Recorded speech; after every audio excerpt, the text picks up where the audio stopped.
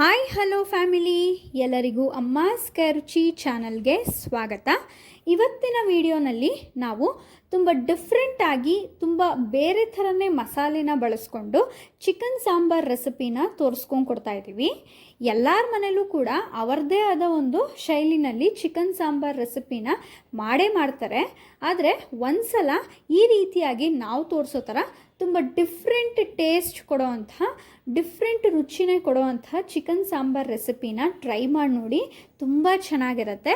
So ಏನಾದರೂ ಡಿಫ್ರೆಂಟಾಗಿ try ಮಾಡಬೇಕು ಸಾಂಬಾರ್ ರೆಸಿಪಿಲಿ ಅನ್ನೋರು ಖಂಡಿತವಾಗ್ಲೂ ಈ ವೀಕೆಂಡ್ನಲ್ಲಿ ಚಿಕನ್ ಸಾಂಬಾರನ್ನ ಈ ರೀತಿ ನಾವು ತೋರಿಸೋ ಥರ ಟ್ರೈ ಮಾಡಿ ನೋಡಿ, ತುಂಬ ಚೆನ್ನಾಗಿ ಬರುತ್ತೆ. ರುಚಿನೂ ಕೂಡ ತುಂಬ ಡಿಫ್ರೆಂಟ್ ಆಗಿರುತ್ತೆ ಅಂತ ಹೇಳ್ತೀನಿ. ಸೊ ಹಾಗಾದರೆ ಈ ಚಿಕನ್ ಸಾಂಬಾರ್ ರೆಸಿಪಿನ ಮಾಡೋದಕ್ಕೆ ಏನೆಲ್ಲ ಬೇಕು ನೋಡ್ಕೊಬರೋಣ. ಇಲ್ಲಿ ನಾವು ಚಿಕನ್ನ ತೊಗೊಂಡಿದ್ದೀವಿ. ಇಲ್ಲಿ ವಿತ್ ಬೋನ್ ಇರೋವಂಥ ಚಿಕನ್ನೇ ತೊಗೊಂಡಿದ್ದೀವಿ. ಹಾಗೆ ಇಲ್ಲಿ ಸ್ವಲ್ಪ ತೆಂಗಿನಕಾಯಿನ ಚಿಕ್ಕ ಚಿಕ್ಕದಾಗಿ ಕಟ್ ಮಾಡಿ ಇಟ್ಕೊಂಡಿದ್ದೀವಿ. ಒಂದು ದೊಡ್ಡ ಗೆಡ್ಡೆ ಬೆಳ್ಳುಳ್ಳಿನ ಬಿಡಿಸಿಟ್ಟಿದ್ದೀವಿ. ಒಂದು ಮುಷ್ಟಿಯಷ್ಟು ಪುದೀನ, ಹಾಗೆ ಒಂದು ಮುಷ್ಟಿಯಷ್ಟು ಕೊತ್ತಂಬರಿ ಸೊಪ್ಪನ್ನು ತೊಗೊಂಡಿದ್ದೀವಿ. ಒಂದು 1/4 ಟೇಬಲ್ ಸ್ಪೂನಷ್ಟು ಮೆಣಸು, ಹಾಗೆ ಒಂದು ಲವಂಗ, ಚಕ್ಕೆ ಲವಂಗ, ಒಂದು ಏಲಕ್ಕಿನ ತೊಗೊಂಡಿದ್ದೀವಿ. ಒಂದು 2 ಟೇಬಲ್ ಸ್ಪೂನಷ್ಟು ಕಡಲೆನ ತೊಗೊಂಡಿದ್ದೀವಿ. 1 ಇಂಚಷ್ಟು ಶುಂಠಿನ ತೊಗೊಂಡಿದ್ದೀವಿ. ಇಲ್ಲಿ ಒಂದು ದೊಡ್ಡ ಸೈಜ್ ಈರುಳ್ಳಿನ ಚಿಕ್ಕ ಚಿಕ್ಕದಾಗೆ ಕಟ್ ಮಾಡಿ ಇಟ್ಕೊಂಡಿದ್ದೀವಿ. ಹಾಗೆ ಸ್ವಲ್ಪ ಪುದೀನನ ಚಿಕ್ಕ ಚಿಕ್ಕದಾಗೆ ಕಟ್ ಮಾಡಿ ಇಟ್ಟಿದ್ದೀವಿ. ಹಾಗೆ ಸ್ವಲ್ಪ ಕೊತ್ತಂಬರಿ ಸೊಪ್ಪನ್ನು ಕೂಡ ತೊಗೊಂಡಿದ್ದೀವಿ. ಇಲ್ಲಿ ಒಂದು ಟೊಮ್ಯಾಟೋನು ಕೂಡ ನಾವು ಚಿಕ್ಕ ಚಿಕ್ಕದಾಗೆ ಹಚ್ಚಿಟ್ಕೊಂಡಿದ್ದೀವಿ. ಹಾಗೆ ಇಲ್ಲೊಂದು 1/4 ಬಟ್ಲಷ್ಟು ಧನಿಯಾನ ತೊಗೊಂಡಿದ್ದೀವಿ. ಹಾಗೆ ಖಾರದ ಪುಡಿ 1 ಟೇಬಲ್ ಸ್ಪೂನಷ್ಟು, ಹಾಗೆ ಇಲ್ಲಿ ಸ್ವಲ್ಪ ಅರಿಶಿನ ಒಂದು ಅರ್ಧ ಟೇಬಲ್ ಸ್ಪೂನಷ್ಟು, 1 ಟೇಬಲ್ ಸ್ಪೂನಷ್ಟು ಗಸಗಸೆನ ಸ್ವಲ್ಪ ನೀರಿನಲ್ಲಿ ನೆನೆಸಿಟ್ಕೊಂಡಿದ್ದೀವಿ. ಒಂದು 10 ನಿಮಿಷಗಳ ಕಾಲ ನೆನೆಸಿದ್ರೆ ಸಾಕು. ಹಾಗೆ ರುಚಿಗೆ ತಕ್ಕಷ್ಟು ಉಪ್ಪು ಮತ್ತು ಇಲ್ಲಿ ಸ್ವಲ್ಪ ಎಣ್ಣೆನ ಬಳಸ್ಕೊಂಡಿದ್ದೀವಿ. ಇಷ್ಟು ಪದಾರ್ಥಗಳು ಬೇಕಾಗುತ್ತೆ. ಈಗ ಹೇಗೆ ಮಾಡೋದು ಅಂತ ನೋಡೋಣ.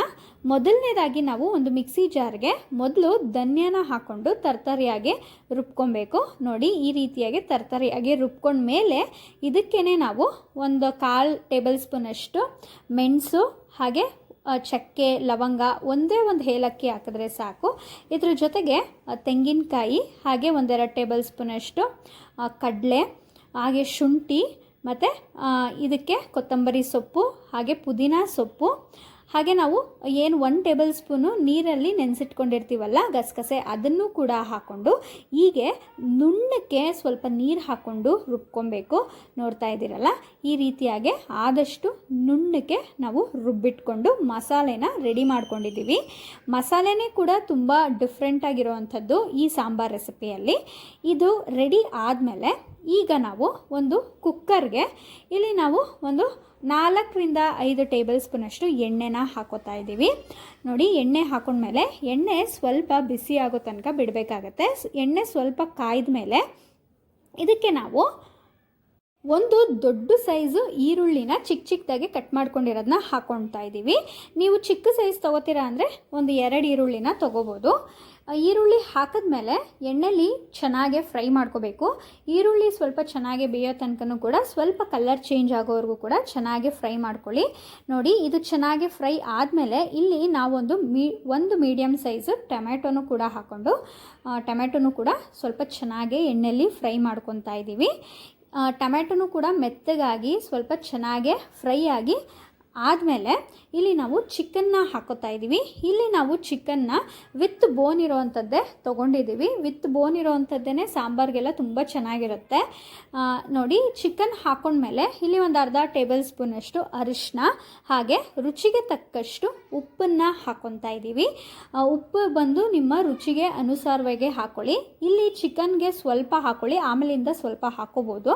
ನೋಡಿ, ಇದೆಲ್ಲನೂ ಕೂಡ ಹಾಕಿದ್ಮೇಲೆ ಒಂದು ಸೌಟನ್ನು ಬಳಸ್ಕೊಂಡು ಚೆನ್ನಾಗೆ ಮಿಕ್ಸ್ ಮಾಡ್ಕೋಬೇಕು. ನೋಡಿ, ಇದು ಚೆನ್ನಾಗಿ ಮಿಕ್ಸ್ ಮಾಡಿದ್ಮೇಲೆ ಇದನ್ನು ಸ್ವಲ್ಪ ಹೊತ್ತು ಲೋ ಫ್ಲೇಮ್ನಲ್ಲಿ ಬಿಡಬೇಕಾಗತ್ತೆ. ಒಂದು ತಟ್ಟೆ ಮುಚ್ಚಿಬಿಟ್ಟು ಸ್ವಲ್ಪ ಚಿಕನ್ನು ಅದರಲ್ಲಿರೋವಂಥ ನೀರನ್ನೆಲ್ಲ ಬಿಟ್ಕೊಳ್ಳೋ ತನಕನೂ ಇದನ್ನು ಬೇಯಿಸಬೇಕಾಗತ್ತೆ. ನೋಡಿ, ಚಿಕನ್ನಲ್ಲಿರೋವಂಥ ನೀರಿನಂಶ ಎಲ್ಲ ಬಿಟ್ಕೊಂಡಿದೆ.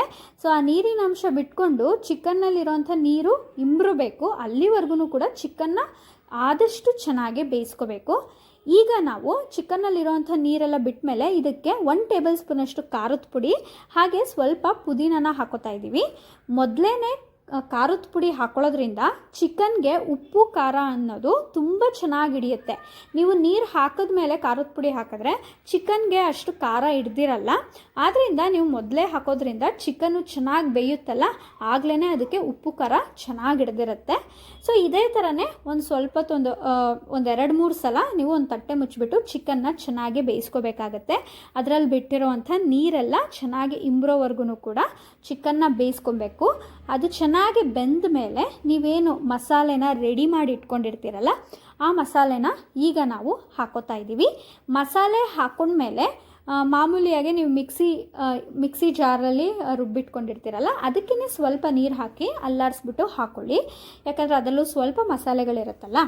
ಇಲ್ಲಿ ನೀವು ನೀರು ಬಂದುಬಿಟ್ಟು ನಿಮ್ಮ ತಿಕ್ನೆಸ್ಗೆ ಅನುಸಾರವಾಗಿ ಹಾಕ್ಬೋದು. ನಿಮಗೆ ಸಾಂಬಾರು ಗಟ್ಟಿಗೆ ಬೇಕು ಅಂದರೆ ಸ್ವಲ್ಪ ಕಡಿಮೆ ನೀರನ್ನು ಹಾಕ್ಕೋಬೋದು. ಇಲ್ಲ ನನಗೆ ತುಂಬ ತೆಳ್ಳಗೆ ಸಾಂಬಾರು ಬೇಕು ಅನ್ನೋರು ಸ್ವಲ್ಪ ಹೆಚ್ಚಿಗೆ ನೀರನ್ನು ಹಾಕ್ಕೊಳ್ಳಿ. ಆದರೆ ನಾವಿಲ್ಲಿ ಒಂದು 3 ಲೋಟದಷ್ಟು ನೀರನ್ನು ಹಾಕ್ಕೊಂಡಿದ್ದೀವಿ. ಯಾಕೆ ಅಂದರೆ ಚಿಕನ್ ಸಾಂಬಾರು ಸ್ವಲ್ಪ ಮೀಡಿಯಮ್ಮಾಗೆ ಗಟ್ಟಿಯಾಗಿದ್ರೇ ಸ್ವಲ್ಪ ತಿನ್ನೋದಕ್ಕೆ ತುಂಬ ಚೆನ್ನಾಗಿರುತ್ತೆ. ಜಾಸ್ತಿ ತೆಳ್ಳಗಾಗೋದ್ರೆ ಅದ್ರ ರುಚಿನೇ ಇರಲ್ಲ. ಆದ್ದರಿಂದ ನಿಮಗೆ ಎಷ್ಟು ನೀರು ಬೇಕೋ, ಸಾಂಬಾರು ಎಷ್ಟು ಗಟ್ಟಿಯಾಗಿ ಬೇಕೋ ನೋಡಿಕೊಂಡು ನೀರು ಹಾಕ್ಕೊಳ್ಳಿ.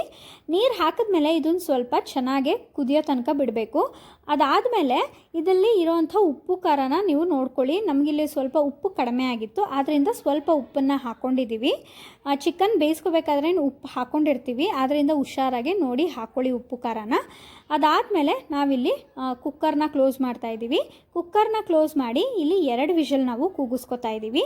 ಇದು 2 ವಿಷಲ್ ಬರೋ ತನಕನೂ ಕೂಡ ಬಿಡ್ತಾ ಇದ್ದೀವಿ. ನೋಡ್ತಾ ಇರ್ಬೋದು, ಈಗ 2 ವಿಷಲ್ ಬಂದಿದೆ. ಓಪನ್ ಮಾಡ್ತಾ ಇದ್ದೀವಿ. ನೋಡಿ ಎಷ್ಟು ಚೆನ್ನಾಗಾಗಿದೆ.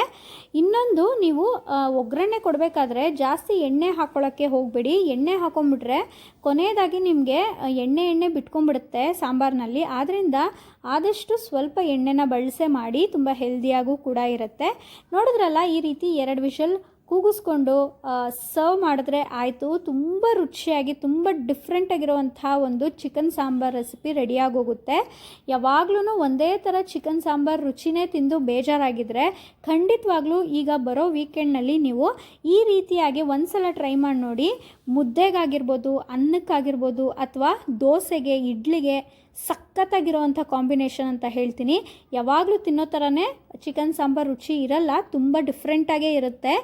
ನಿಮಗೆ ರುಚಿ ಗೊತ್ತಾಗಬೇಕು, ಟೇಸ್ಟ್ ಗೊತ್ತಾಗಬೇಕು ಅಂದರೆ ಖಂಡಿತವಾಗ್ಲೂ ನೀವು ಒಂದು ಸಲ ನೀವು ನಿಮ್ಮ ಮನೇಲಿ ಟ್ರೈ ಮಾಡಿ ನೋಡಿದ್ರೆ ನಿಜವಾಗ್ಲೂ ಹೇಳ್ತೀನಿ ತುಂಬ ಇಷ್ಟಪಡ್ತೀರಾ.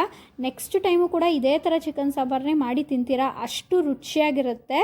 ಸೊ ಈ ರೆಸಿಪಿ ನಿಮಗೆಲ್ಲರಿಗೂ ಇಷ್ಟ ಆಗಿದೆ ಅಂತ ಭಾವಿಸ್ತೀನಿ. ಇಷ್ಟ ಆಗಿದರೆ ಅಮ್ಮಾಸ್ ಕೈರುಚಿ ಚಾನಲ್ನ ಸಬ್ಸ್ಕ್ರೈಬ್ ಮಾಡ್ಕೊಳ್ಳಿ. ಹಾಗೆ ಲೈಕ್, ಶೇರ್, ಕಮೆಂಟ್ ಮಾಡಿ. ಯಾರೆಲ್ಲ ಸಬ್ಸ್ಕ್ರೈಬ್ ಮಾಡ್ಕೊಳ್ದೆ ನಮ್ಮ ಚಾನಲ್ನ ನೋಡ್ತಾ ಇದ್ದೀರೋ ದಯವಿಟ್ಟು ಸಬ್ಸ್ಕ್ರೈಬ್ ಮಾಡ್ಕೊಳ್ಳಿ. ಹಾಗೆ ಇದೇ ಥರ ನಮ್ಮನ್ನು ಸಪೋರ್ಟ್ ಮಾಡ್ತಾಯಿರಿ. ಅಮ್ಮಾಸ್ ಕೈರುಚಿ ಚಾನಲ್ನ ಹೀಗೆ ಸಪೋರ್ಟ್ ಮಾಡ್ತಾಯಿರಿ ಅಂತ ಕೇಳ್ಕೊತೀನಿ. ಈ ವಿಡಿಯೋ ನೋಡಿದ್ದಕ್ಕಾಗಿ ಎಲ್ಲರಿಗೂ ತುಂಬು ಹೃದಯದ ಧನ್ಯವಾದಗಳು.